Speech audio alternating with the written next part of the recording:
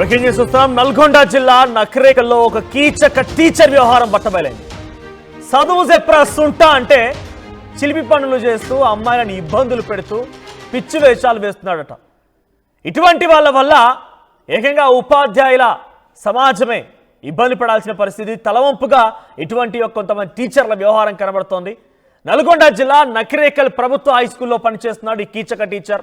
10th విద్యార్థినికి English teacher, వీడు English చెప్తారంట వీని చదువుకి. ఇంకా ఈ శ్రీనివాస్ వేధింపులకు పాల్పడ్డాడట.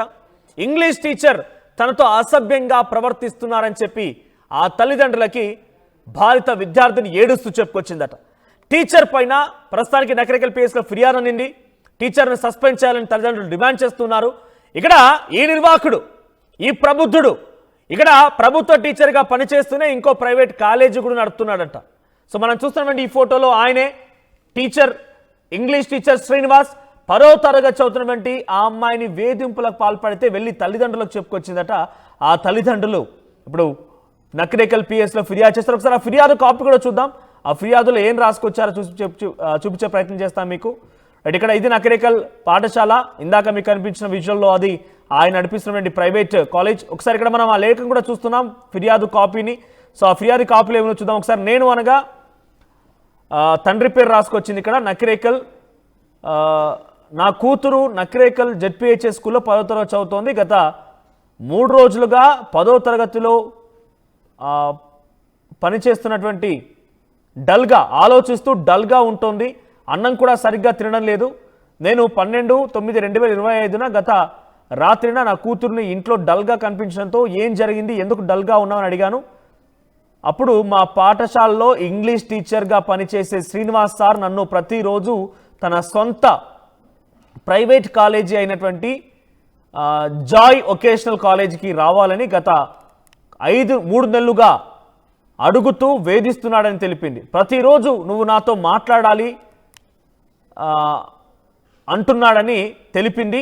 టీచర్ శ్రీనివాస్ రోజు వారి వేధింపులు తట్టుకోలేక నా కూతురు ఏడుస్తూ నాకు చెప్పిందని చెప్పి రాసుకొచ్చారు. ఇంకా కూడా ఆ వేధింపులు తట్టుకోలేక బాధపడుతున్నది కారణంగా ఇంగ్లీష్ టీచర్ శ్రీనివాస్ని తగిన శిక్షలు వేయాలని చెప్పి వాళ్ళంతా డిమాండ్ చేస్తూ ఆ లేఖ రాసుకొచ్చాడు తండ్రి.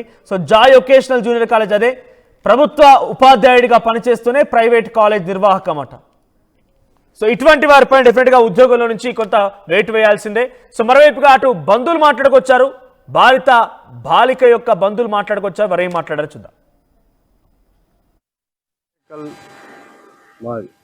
మా కూతురు జెడ్పీహెచ్ఎస్ హై స్కూల్లో చదువుతున్నది. ఇంగ్లీష్ టీచర్ అనే వ్యక్తి 3 నెలల సంధి వేధిస్తుంది. మాకు తెలియదు ఈ విషయం. అన్నం తినట్లేదు. ఏంది బిడ్డ అంటే నైట్ 11ంటికి 3 నెలల తర్వాత చెప్పిన విషయం ఏమనగా, డాడీ మాకు ఇంగ్లీష్ టీచరు శ్రీనివాస్, ఆ శ్రీనివాస్ అనే వ్యక్తి వాళ్ళకు 3rd పీరియడ్లో చెప్తాడంట, ఇది చూడకపోతే క్లాస్ కాయ మాకాయ చూస్తలేవేంది, బయటికి పోతుంటే బయట కనపడితే డల్లుకు కనపడుతున్నవేంది,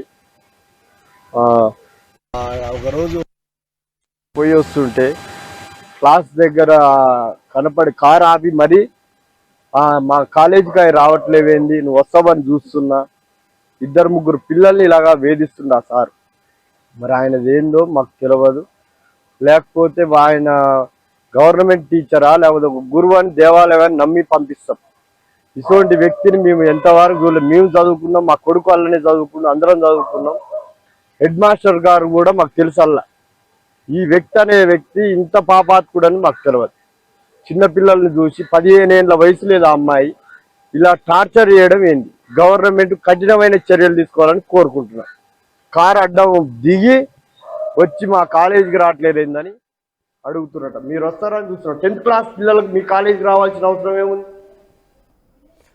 రైట్, రోడ్డుపై వెళ్తూ ఉంటే కారులో వస్తూ కూడా కారు అద్దాలు దించి ఏమమ్మా రావట్లేదు మా కాలేజీకి అని చెప్పి అడుగుతున్నాడట.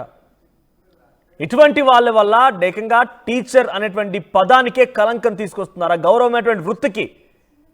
ఎటువంటి వృత్తి అంటే నిజంగా కాళ్లకు నమస్కరించేటువంటి వృత్తి, గురువు వృత్తి. ఆ గురువుగా ఉన్నటువంటి ఈ సుంట చేసే పనులు ఇలా ఉన్నాయి. నిజంగా ఇటువంటి వారు డెఫినెట్గా అమ్మాయిలు దయచేసి మీరు ఎవరు భయపడకండి.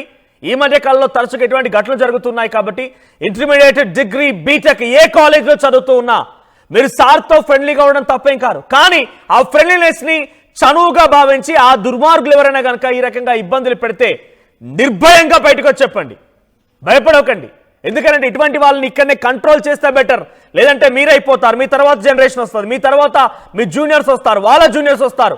ఇలా ఎవరో ఒకరు ఇబ్బంది పడక మునిపే, వాళ్ళు ఇబ్బంది పెట్టి వాళ్ళకు బలిగాక మునిపే మీరు నిర్భయంగా బయటికి చెప్తేనే మీరు డెఫినెట్గా 10 మందికి సేవ్ చేసిన వారు అవుతారు, 10 మందిని కాపాడగలిగినటువంటి ఒక స్థానంలో ఉండగలుగుతారు.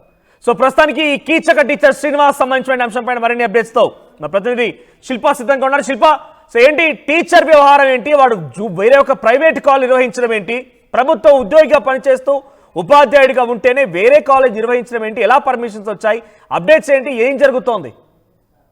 గురు శిష్యుల బంధానికి మచ్చ తెచ్చేటువంటి ఘటన నల్గొండ జిల్లాలోని నకరేకల్ ప్రభుత్వ హై స్కూల్లో చోటు చేసుకుంది. ప్రధానంగా ఆ స్కూల్లో, ప్రభుత్వ స్కూల్లో ఇంగ్లీష్ టీచర్ గా పనిచేస్తున్నటువంటి ఉపాధ్యాయుడు అక్కడే 10వ తరగతి చదువుతున్నటువంటి విద్యార్థిని పైన కన్నేశారు. తన పట్ల అసభ్యకరంగా ప్రవర్తిస్తున్నారు. తనకి ఎవరికి చెప్పలేక, అటు తోటి స్నేహితులు కావచ్చు ఎవరికి కూడా చెప్పలేదు.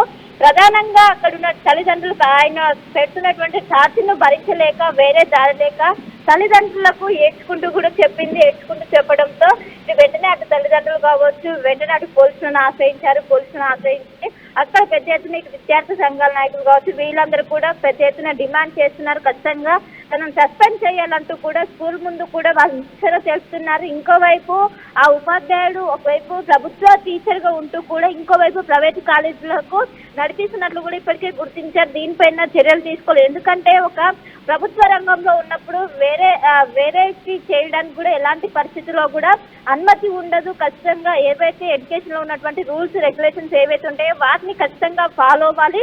కానీ ఇక్కడ ఉన్నటువంటి టీచర్ ఎట్టి పరిస్థితుల్లోనూ దాన్ని ఫాలో అవ్వలేదు. ఒకవైపు అటు రూల్స్ ని అతిక్రమించడమే కాకుండా ఒకవైపు అటు విద్యార్థుల పట్ల అసభ్యకరంగా ప్రవర్తించారు.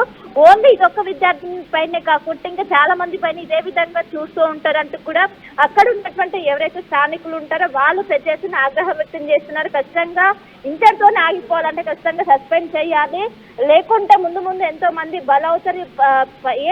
ఏం తెలియని ఇలాంటి 15 సంవత్సరాలు ఉన్నటువంటి అమ్మాయిలను ఈ విధంగా వేధిస్తున్నారు. ఖచ్చితంగా చర్యలు తీసుకోవాలంటూ కూడా అటు తల్లిదండ్రులు పెద్ద ఎత్తున డిమాండ్ వ్యక్తం చేస్తున్నారు. ఇప్పటికే పోలీసులను ఆశ్రయించారు. పోలీసులను ఆశ్రయించి ఇప్పటికే పోలీసులు ఫిర్యాదు చేశారు. ఫిర్యాదు కూడా ప్రస్తుతం ఎఫ్ఐఆర్ కూడా నమోదైనట్లు కూడా తెలుస్తుంది. సో దీనిపైన విద్యాశాఖ ఏ విధంగా మూవ్ అవుతుంది అని కూడా ప్రస్తుతం అయితే సస్పెండ్.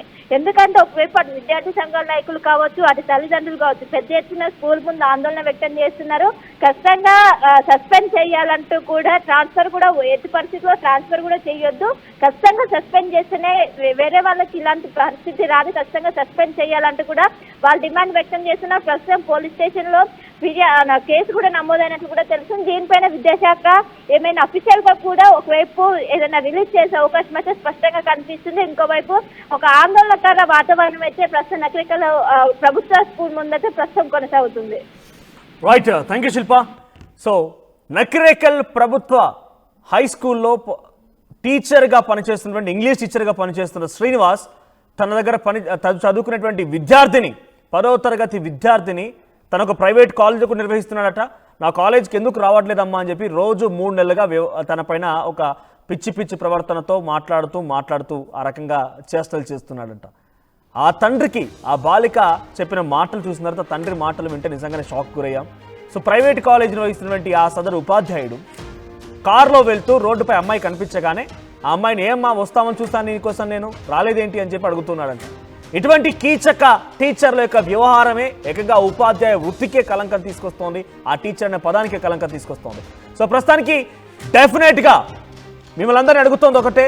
సో మీరు మీ తర్వాత జనరేషన్స్ కూడా ఈ రకంగా ఇబ్బంది పడవద్దు, ఎవరు బలవద్దు అనుకుంటే మీరు నిజంగా ఈ రకంగా కొంతమంది టీచర్స్ ఈ మధ్యకాలంలో బయటపడుతూ ఉన్నారు కాబట్టి వీళ్ళ వ్యవహారం బట్టబయలవుతోంది కాబట్టి నిర్భయంగా బయటికి చెప్పండి. మీరు టీచర్స్తో లెక్చరర్స్తో ఫ్రెండ్లీగా ఉండడం తప్పేం కాదు. వారితో మీరు కొంత సార్ అని చెప్పి మాట్లాడడమో లేకపోతే ఇవన్నీ తప్పేం కాదు. కానీ ఆ ఫ్రెండ్లీనెస్ని చనువుగా భావించి మీపై అసభ్యంగా ప్రవర్తిస్తే ఎట్టి పరిస్థితుల్లో ఉపేక్షించకండి. డెఫినెట్గా బయటికి చెప్పండి, నిర్భయంగా చెప్పండి. లేదు అనుకుంటే మీ తర్వాత వచ్చే మీ జూనియర్స్ కానివ్వండి, వాళ్ళ జూనియర్స్ కానివ్వండి, వీరంతా ఇబ్బంది పడక తప్పదు. సో ఈ మధ్యకాలంలో ఇటువంటి వ్యవహారం చాలా పెద్ద ఎత్తున జరుగుతోంది. సో ఈ కీచక టీచర్ని ఎలా శిక్షిస్తే బాగుంటుంది, మీ అభిప్రాయాన్ని కామెంట్ చేయండి.